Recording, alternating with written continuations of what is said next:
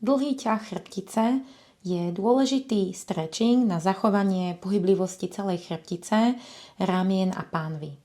Do pozície sa dostaneš tak, že si lahneš na chrbát, ruky rozpažíš do strán asi na 90 stupňov a jednu nohu natiahneš a druhú pokrčíš. Pokrčenou nohou následne vedieš kolenom cez strednú čiaru tela na opačnú stranu, zatiaľ čo hlavu rotuješ na opačnú stranu. Ideálne je, ak zvládneš položiť koleno pokrčenej nohy úplne na zem, no nie je to však nutné. V tejto pozícii by si nemala vykonávať žiadne prudké alebo trhavé pohyby, ani prekonávať bolesť, či sa snažiť dosiahnuť rozsah, ktorý ti nie je zatiaľ prirodzený. Na každú stranu postačí zotrvať v jednej sérii približne 60 sekúnd.